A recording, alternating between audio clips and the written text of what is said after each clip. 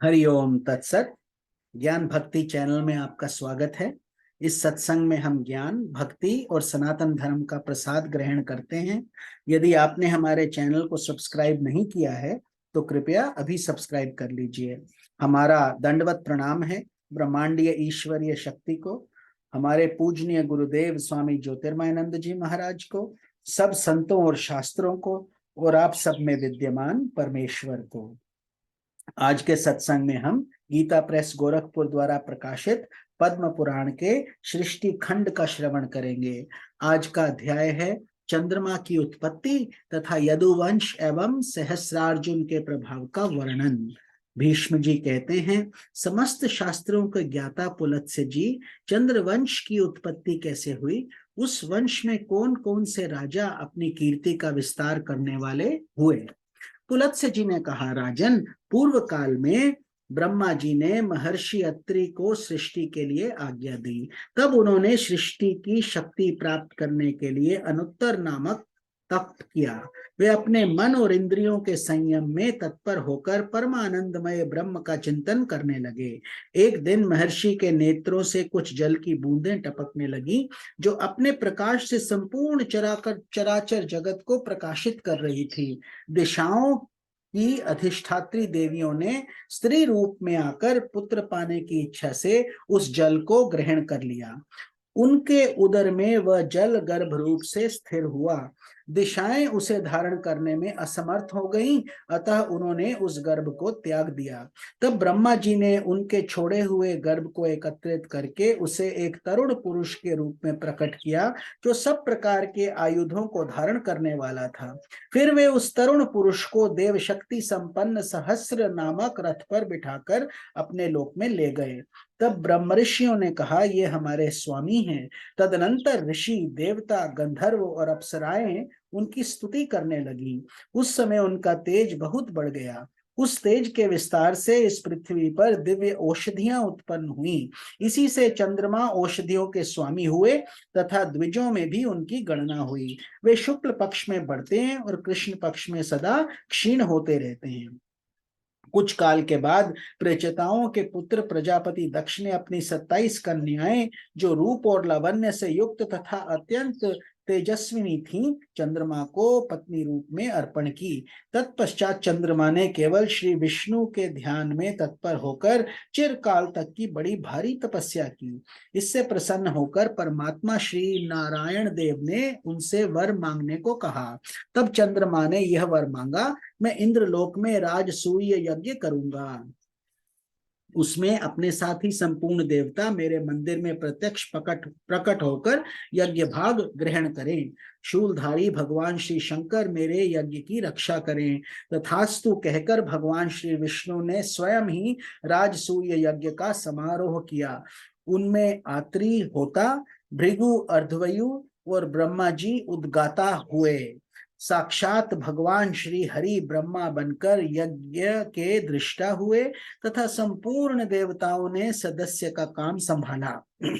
यज्ञ पूर्ण होने पर चंद्रमा को दुर्लभ ऐश्वर्य मिला और वे अपनी तपस्या के प्रभाव से सातों लोकों के स्वामी हुए। चंद्रमा से बुद्ध की उत्पत्ति हुई। ब्रह्म ऋषियों के साथ ब्रह्मा जी ने बुद्ध को भूमंडल के राज्य अभिषिक्त करके उन्हें ग्रहों की समानता प्रदान की। बुद्ध ने इला के गर्भ से एक धर्मात्मा पुत्र उत्पन्न किया, जिनसे 100 से भी अधिक अश्वमेध यज्ञों का अनुष्ठान किया। वे पुरूरवा के नाम से विख्यात हुआ। संपूर्ण जगत के लोगों ने उसके सामने मस्तक झुकाया। पुरूरवा ने हिमालय के रमणीय शिखर पर ब्रह्मा जी की आराधना करके लोकेश्वर का पद प्राप्त किया। वे सातों द्वीपों के स्वामी हुए। केशी आदि दैत्यों ने उनकी दासता स्वीकार की। उर्वशी नाम की अप्सरा उनके रूप पर मोहित होकर उनकी पत्नी हो गई। राजा पुरूरवा संपूर्ण लोकों के हितैषी राजा थे। उन्होंने सातों द्वीप, वन, पर्वत और काननों सहित समस्त भूमंडल का धर्म पूर्वक पालन किया। उर्वशी ने पुरूरवा के वीर्य से 8 पुत्रों को जन्म दिया। उनके नाम ये हैं: आयु, दृढ़ायु, वश्यायु, धनायु, वृत्तिमान, वसु, दिविजात और सुबाहु, ये सभी दिव्य बल और पराक्रम से संपन्न थे। इनमें से आयु के 5 पुत्र हुए, नहुष, वृद्धशर्मा, रजी, दंभ और विपापमा। ये पांचों वीर महारथी थे। रजी के 100 पुत्र हुए जो राजय के नाम से विख्यात थे। राजन, रजी ने तपस्या द्वारा पाप के संपर्क से रहित भगवान श्री नारायण की आराधना की। इससे संतुष्ट होकर श्री विष्णु ने उन्हें वरदान दिया, जिससे रजी ने देवता, असुर और मनुष्यों को जीत लिया। अब मैं नहुष के पुत्रों का परिचय देता हूँ। उनके 7 पुत्र हुए और वे सब के सब धर्मात्मा थे। उनके नाम ये हैं: यति, ययाति, संयाति, उद्भव, पर, वियति और विद्यसाती। ये सातों अपने वंश का यश बढ़ाने वाले थे। उनमें यति कुमारावस्था में ही वानप्रस्थी योगी हो गए। ययाति राज्य का पालन करने लगे। उन्होंने एकमात्र धर्म की ही शरण ले रखी थी। दानवराज वृषपर्वा की कन्या शर्मिष्ठा तथा शुक्राचार्य की पुत्री सती देवयानी, ये दोनों उनकी पत्नियां हुई। ययाति के 5 पुत्र थे। देवयानी ने यदु और तुर्वसु नाम के 2 पुत्रों को जन्म दिया तथा शर्मिष्ठा ने ध्रुहु, अनु और पुरु नामक 3 पुत्र उत्पन्न किए। उनमें यदु और पुरु ये दोनों अपने वंश का विस्तार करने वाले हुए। यदु से यादवों की उत्पत्ति हुई, जिनमें पृथ्वी का भार उतारने और पांडवों का हित करने के लिए भगवान बलराम और श्री कृष्ण प्रकट हुए। यदु के 5 पुत्र हुए जो देव कुमारों के समान थे। उनके नाम थे सहस्रजित, क्रोष्टु, नील, अंजिक और रघु। इनमें सहस्रजित ज्येष्ठ थे। उनके पुत्र राजा शतजित हुए। शतजित के हय और उत्तालहय, ये 3 पुत्र हुए जो बड़े धर्मात्मा थे। हय का पुत्र धर्मनेत्र के नाम से विख्यात हुआ। धर्मनेत्र के कुंभी, कुंभी के सनहत और सनहत के महिष्मान नामक पुत्र हुआ। महिष्मान से भद्रसेन नामक पुत्र का जन्म हुआ जो बड़ा प्रतापी था। वह काशीपुरी का राजा था। भद्रसेन के पुत्र राजा दुर्दश हुए। दुर्दश के पुत्र भीम और भीम के बुद्धिमान कनक हुए। कनक के कृताग्नि, कृतवीर्य, कृतधर्मा और कृतौजा, ये 4 पुत्र हुए जो संसार में विख्यात थे। कृतवीर्य का पुत्र अर्जुन हुआ जो 1000 भुजाओं से सुशोभित एवं 7 द्वीपों का राजा था। राजा कार्त्यवीर ने 10,000 वर्षों तक दुष्कर तपस्या करके भगवान दत्तात्रेय जी की आराधना की। पुरुषोत्तम दत्तात्रेय जी ने उन्हें 4 वरदान दिए। राजाओं में श्रेष्ठ अर्जुन ने पहले तो अपने लिए 1000 भुजाएं मांगी।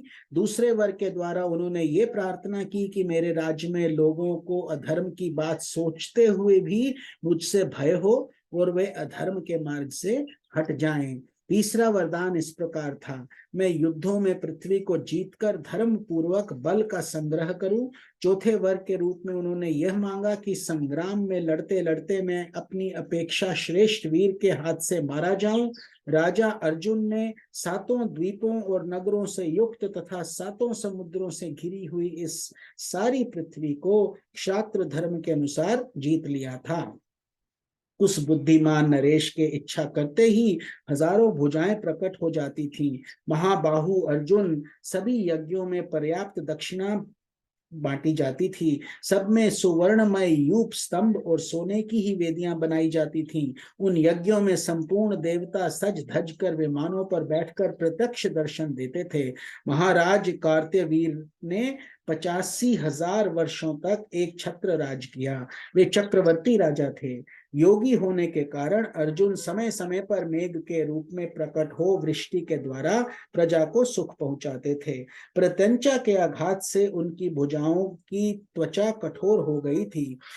जब वे अपनी 1000 भुजाओं के साथ संग्राम में खड़े होते थे, उस समय सहस्रों किरणों से सुशोभित शरतकालीन सूर्य के समान तेजस्वी जान पड़ते थे। परम कांतिमान महाराज अर्जुन महिष्मतिपुरी में निवास करते थे और वर्षा काल में समुद्र का वेग भी रोक देते थे।